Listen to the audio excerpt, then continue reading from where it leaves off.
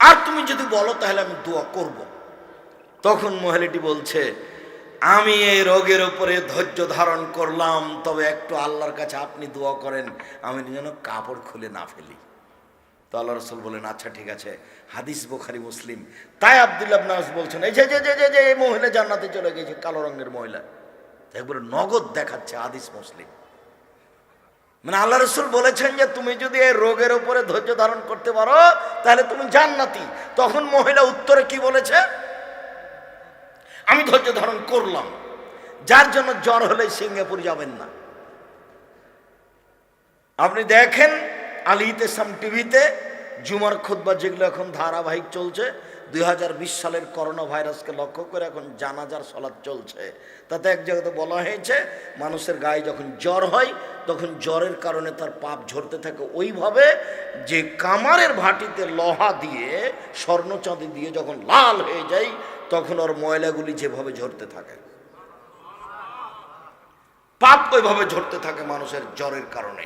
আবার বলেছেন যে গাছের পাতা পেকে গেলে গাছ যেমন তার পাতাকে টপ টপ টপ টপ করে ঝরাতে থাকে, মানুষের গায়ে যখন জ্বর হয় তখন তার পাপগুলি টপ টপ টপ টপ করে ঝরতে থাকে। হাদিস বুখারী মুসলিম। এভাবে মুহাম্মদ সাল্লাল্লাহু আলাইহি সাল্লাম বলেছেন। সম্মানিত দিনী ভাই বোন, কোন নারীর গায়ে হাত লাগিয়ে হলুদ মাখাতে পারে না। এরকম যুবতী মেয়েকে হলুদ মাখানো চিরদিনের জন্য হারাম।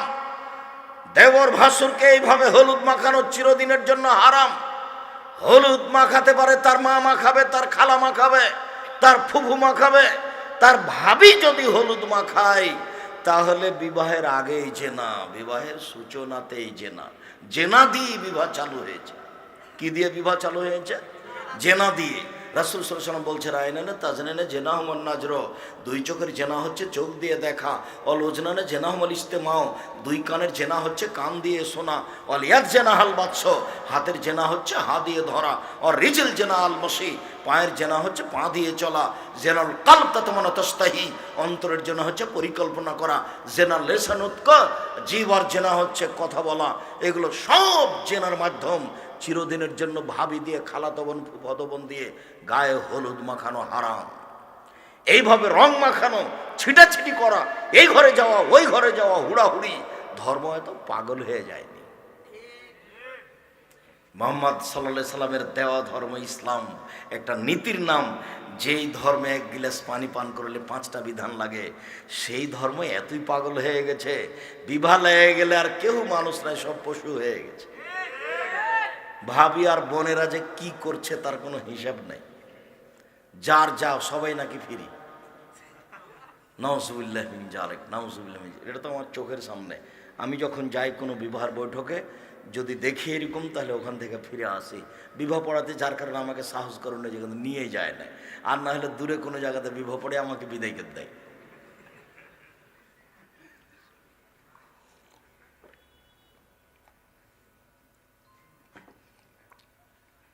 সম্মানিত দিনী ভাই বোন, এইরকম হলুদ মাখানো ছাড়াই বিবাহতে যেতে হবে। মেয়েদের যাওয়া নিষিদ্ধ। এবার চলে যান বিবাহের বৈঠক। মেয়ের কাছে বিবাহ পড়ানো হারাম চিরদিনের জন্য। মেয়ের কাছে বিবাহ পড়ানো হারাম। ছেলের সামনে মেয়ের বাপ বসবে, 2জন সাক্ষী থাকবে, খুতবা হবে, তারপরে মেয়ের পিতা বলবেন। যদি মুখে উনি না বলতে পারেন তাহলে অন্যজন আগে আগে বলবেন, উনি পিছে পিছে বলবেন, আমার মেয়ে খালেদা এত টাকা নগদ, এত টাকা বাকিতে তোমার সাথে বিবাহ বন্ধনে আবদ্ধ হতে রাজি। আব্দুর রাজ্জাক সাহেব একটু থামেন। আব্দুর রাজ্জাক সাহেব, বাকি মোহরে কি বিবাহ চলে? হ্যাঁ চলে। প্রমাণ? ওই যে একটা মহিলা রাসূলের দরবারে এসে বলল, আল্লাহ নবী আমাকে বিবাহ করেন আপনি। তা আল্লাহ রাসূল এভাবে দেখার পরে, চোখটা উঠে দেখার পরে থেমে গেলেন, কিছু বলছেন না। তো একজন যুবক বসেছিল ওখানে, একটা লোক বলছে, আল্লাহ রাসূল আপনি বিবাহ না করলে আমার সাথে বিবাহ দিয়ে দেন। আপনি যে কিছুই বলছেন না, মহিলা যেভাবে আপনার সামনে পেশ করলো, তা আপনি যে একবারে চুপচাপ এভাবে দেখে থেমে গেলেন। তখন বলছো তুমি বিবাহ করবা, টাকা পয়সা কিছু আছে? না তেমন কিছু নেই। কিছুই নাই? না কিছুই নেই। যাও না বাড়ি থেকে দেখে আসো না, কিছু যদি লোহার একটা আংটি থাকে, কিছু না কিছু লাগবেই। নইলে রাজশাহীর একটা ফজলিয়াম হলেও হবে। কিছু না কিছু লাগবেই। মাঝাবে বলেছে, হানাফি মাঝাবে, যে অন্তত 10 দিরহাম লাগবে, হাদিসটা জাল। এইখানে আল্লাহ রাসূল যেটা বলছেন সেটাই চূড়ান্ত। আরে যাও না, একটা লোহার আংটি পেলেও দিবা। তখন ঘুরে এসে বলছে যে লোহার আংটিও নাই, খালি আমার এই লুঙ্গি খান আছে। তখন যেটা হলো, তুমি যদি তোমার বউকে দাও তুমি কি পরবা? হাদিস বুখারী মুসলিম। তখন আল্লাহ রাসূল বলছেন, আচ্ছা ঠিক আছে, তুমি কি অমুক অমুক সূরা জানো? হ্যাঁ জানি। আচ্ছা আচ্ছা ঠিক আছে, তুমি এই সূরাগুলো তাকে শিখিয়ে দিও, এর বিনিময়ে আমি তোমার বিবাহ দিয়ে দিলাম। এই যে শ্রম, কোরআন মাজিদ, যার জন্য তো হুজুর বলছেন যে বক্তৃতার টাকা নিব। তো এ দেখেন কোরআন মাজিদ ব্যবহার করছে বিনিময়। কথা বুঝতে পারেননি? তাহলে বক্তৃতা দেবো 1 ঘন্টা, টাকা 50,000 নিব না? কিভাবে যে মানুষ টাকা দিচ্ছে আমি নিজেও বুঝি না। আমি যেটা বলেছি সেটাই ঠিক। এদেশের শতকরা 95 জন বক্তা মিথ্যু, এদেশের শতকরা 98 জন মুফাসসির মিথ্যু। কে একটু সাহস করে বলে না কেন 32 বছরে কোনোদিনও অপ্রয়োজনীয় বাক্য বলিনি, জালজয়ী হাদিস বলিনি, কিসসা কাহিনী বলিনি? বলে না কেন সাহস করে? আমি তো বলছি, আর আমি প্রতিদিনই বলছি।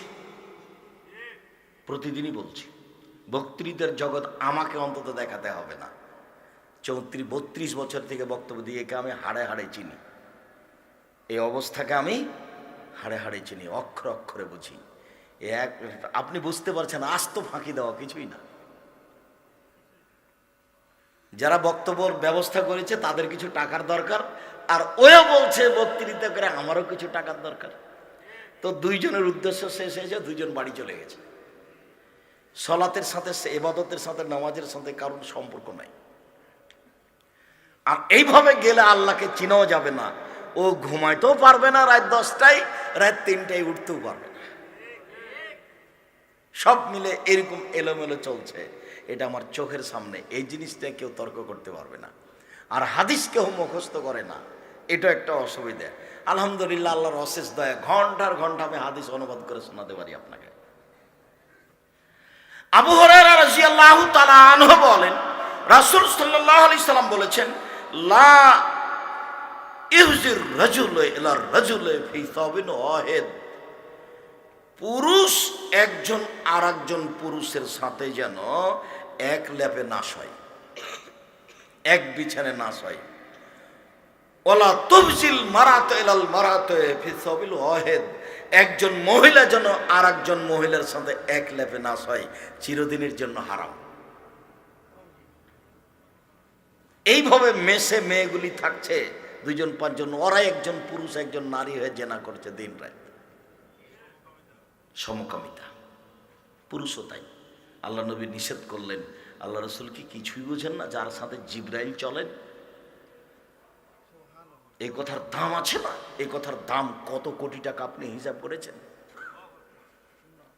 এইভাবে বলছেন, লাইবজির রাজুলে ইলা রাজুলে ফি সাবিন ওয়াহিদিন। একজন পুরুষ আরেকজন পুরুষের সাথে এক কাপড়ে এক লেপে থাকতে পারে না, বিছানা একটা হলে লেপ ভিন্ন হতে হবে। স্বামী স্ত্রী ছাড়া অন্য কেউ থাকতে পারে না। আল্লাহ রাসূল বলছেন, আরে শোনো শোনো, আয়েশার ব্যাপারে তোমরা খামাকা বলে কি বলবে? সবাই আয়েশার দিন হাদিয়া দিয়ে পাঠায়। এই শোনো, আয়েশা রাদিয়াল্লাহু তাআলার সাথে আল্লাহ নবী কবে থাকবে? বলে রবিবারে। আচ্ছা ঠিক আছে, আমি আম দেব, ও কাঁঠাল দেবে। তো ভাগ দেওয়ালা কি দিবে? যাতে একটা দিবে যেটা সবচেয়ে ভালো, মাছ টাছ কোনো একটা কিছু। সবাই ওই দিনে হাদিয়া দিয়ে পাঠায়। তখন সব স্ত্রীর মন খারাপ। তখন সব স্ত্রী বলেন, আল্লাহ রাসূলকে একটু বলো না। আল্লাহ রাসূল সবকে বলে দেখ যে সবার দিনে এ দিবে, হাদিয়ে দিবে, খালি আয়েশার দিন কেন? একটা মনটা কষ্ট পায়। তখন প্রথম দায়িত্ব নিলেন উম্মু সালমা, আমি বলবো। আল্লাহ নবী, এটা আপনি একটু বলেন, এটা একটু বন্ধ করেন। খুব চেষ্টা করলেন, হলো না। জায়নাব চেষ্টা করলে হলো না। ফাতেমা একদিন চেষ্টা করছেন, আব্বা সবাই খালি বলা বলি করে, আপনি শুধু আয়েশা রাদিয়াল্লাহু তাআলা আনহার দিনে মানুষ খালি হাদিয়া দেয়, অন্য দিনে দেয় না, সব স্ত্রী কষ্ট পায়। তখন উনি বলছেন, দেখো আয়েশার ব্যাপারে তোমরা আমাকে কষ্ট দিও না। আয়েশা তো এমন মহিলা যে আমার সাথে এক ল্যাপে থাকে, তখন জিবরাইল চলে আসেন। কারোর সাথে তো জিবরাইল আসেন না, ও যে কত দামি মহিলা। আমি আরো এক ল্যাপে আছি তো জিবরাইল চলে এসেছেন, মানে এক ল্যাপের নিচে তিনজন। তখন মোহাম্মদ সাল্লাল্লাহু আলাইহি সাল্লাম, তখন আয়েশা রাদিয়াল্লাহু তাআলা না, তখন জিবরাইল বলে জিবরাইল, জিবরাইল তো নূরের তৈরি, এটা উনি বুঝেন না যে এটা কি।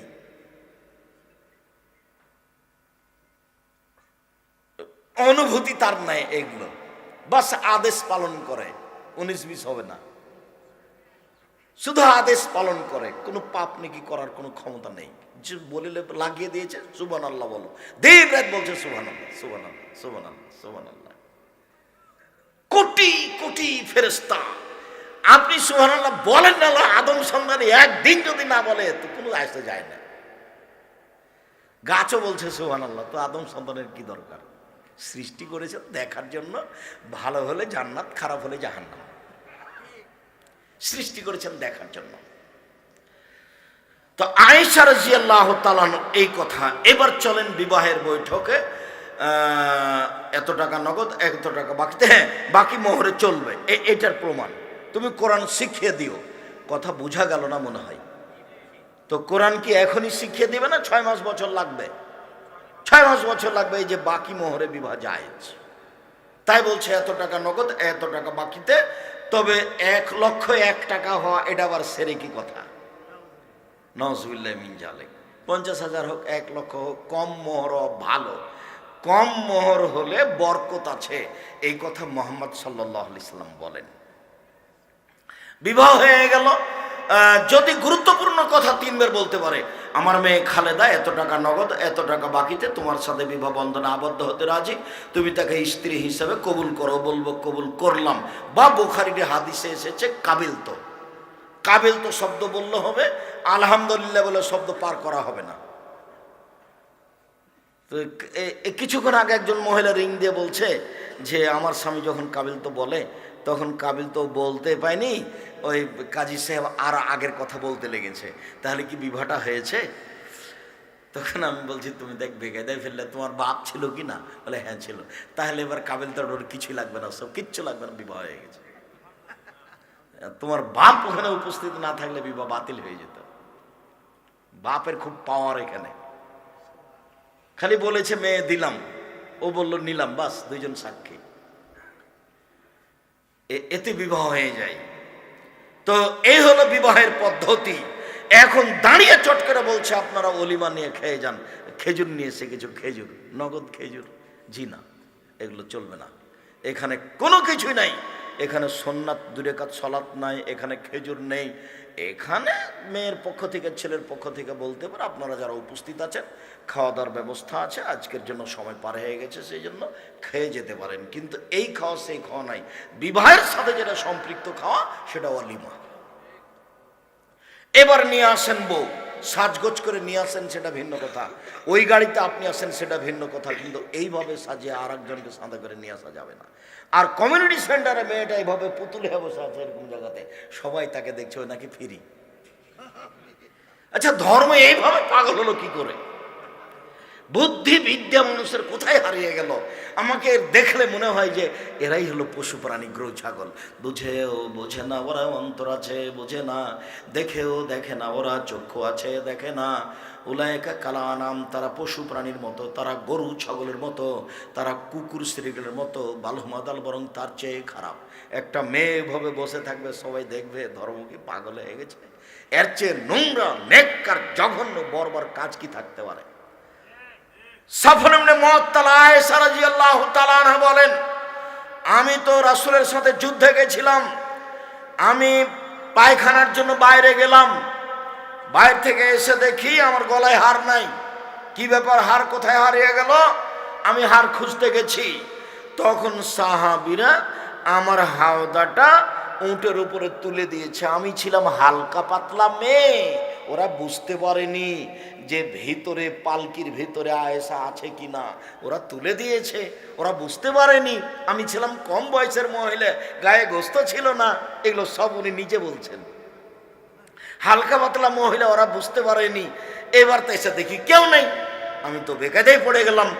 তখন আমি এখানে বসে গেলাম এই জন্য যে যখন তারা হাওদাতে দেখবে যে আমি নেই, তখন তারা তো আমাকে খুঁজবে। তাহলে খুঁজবে হেতু আমি এখানে বসে থাকি। তারা খুঁজবে কোথায়? খুঁজতে খুঁজতে এখানে আসবে, আমি এখানেই থাকি। তা আমি এখন আছি এখানে, ফর্চা হয়ে এসেছে, দূর থেকে বোঝা যাচ্ছে। সাবরিন মুআত্তাল বলছে যে কি রে, ওখানে মহিলা মানুষ মনে হচ্ছে, এটা কে? একটু আগে ইন্নালিল্লাহ, এ তো আয়েশা। তো উনি আমাকে দেখে চিনে নিলেন কি করে এটা আয়েশা? উনি আমাকে পর্দার আয়াত নাযিল হওয়ার আগেও দেখেছিলেন, তখন ওই অনুমানে দেখে নিয়েছেন এটা আয়েশা। তখন বলছেন ইস্তারজা ইন্না লিল্লাহি ওয়া ইন্না ইলাইহি রাজিউন। শব্দ পাওয়ার সাথে সাথে মুখ আমি কাপড় ঢেকে দিলাম, কাপড় দিয়ে মুখটা ঢেকে দিলাম। আমি এখন কি বলছি? বুখারী মুসলিমের হাদিস, বলেন তো দেখি, এটা হারাম, এটা বলছি। বুঝা গেল না মনে হয়?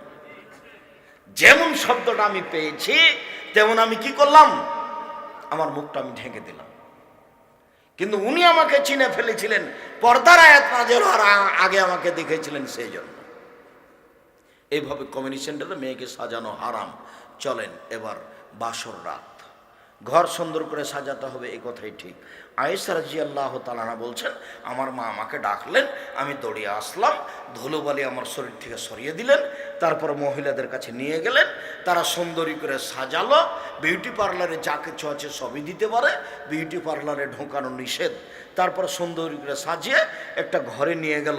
দেখি আল্লাহ রাসূল, ব্যাপারটা কি, ঘরে তো কেউ নেই, এরকম তো আমি কোনোদিন দেখিনি।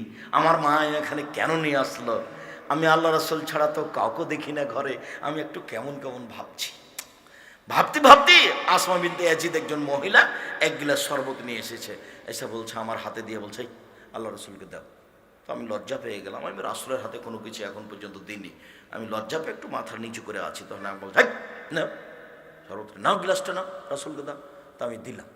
তা আল্লাহ রাসূল পান করলেন শরবত দিয়ে, আমাকে বলছেন তুমি পান করো। তা আমি করলাম। তারপর বলছে যে আসমাকে দাও। তা আসমা পান করলেন। তাহলে বাসর রাতে সাজাতে হবে বউকে, এ কথাও সুন্নাত, সাজাবে মা, এটাও সুন্নাত, বাসর রাতে মিষ্টি থাকবে, খাওয়ার কিছু থাকবে, এটাও সুন্নাত। এবার মাথায় হাত দিয়ে বলতে হবে, আল্লাহুম্মা ইন্নী আসআলুকা খাইরাহা ওয়া খাইরা মা জাবালতাহা আলাইহি ওয়া আউযু বিকা মিন শাররিহা ওয়া শাররি মা জাবালতাহা আলাইহি। আল্লাহ, এই স্ত্রীকে যে কল্যাণ আছে সেটা আমি চাচ্ছি, একে যে কল্যাণ দিয়ে সৃষ্টি করা হয়েছে সেটা থেকে চাচ্ছি। আল্লাহ, এই যে ক্ষতি দিয়ে সৃষ্টি করা হয়েছে, বেহায়াই দিয়ে, খালি আর ওর সাথে প্রেমের গল্প করবে, এটা যেন না করে, এইটা তোমার কাছে আমি চাচ্ছি। এই দোয়া পড়তে হবে প্রথমে। তারপরে 2 রাকাত সালাত, আপনি আগে দাঁড়াবেন আর ও পিছে দাঁড়াবে। বলছে, আব্দুর রাজ্জাক সাহেব আমাদের পার হয়ে গেছে, আপনি এমনি বলেন। আচ্ছা ঠিক আছে, এমনি বলছি। তো 2 রাকাত সালাত, বর থাকবে সামনে আর কনে থাকবে পিছনে। বর যে মূর্খ মানুষ, আচ্ছা হোক, তারপরে দেখা যায় 2 রাকাত সালাত আদায় করতে পারি কিনা। এই জন্য তো আমার কষ্ট হয়। আসলে কি তার এটা বাপ না এটা খালু? একটা ছেলে যদি বাসর ঘরে 2 রাকাত সালাত আদায় করতে না পারে, তো ছেলেটা দায়ী না বাপ দায়ী? এমনি সংসার চলছে মানুষের, খালি পয়সা উপার্জন করছে, খালি পয়সা, কোনো হিসাব নিকাশ নাই, ধর্মকর্মের কোনো হিসাব নিকাশ নেই, কেউ কিছু বুঝতে চায় না।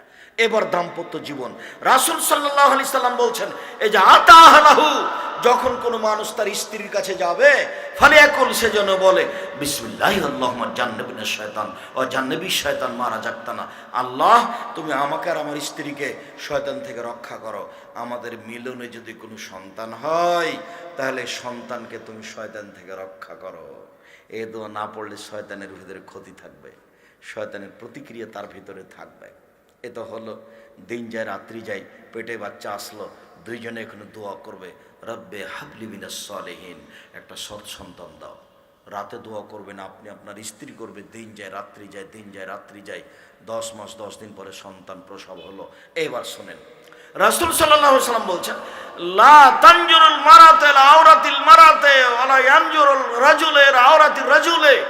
একজন মহিলা আর একজন মহিলার ঢেকে রাখা অঙ্গ, লজ্জা স্থান দেখতে পারে না।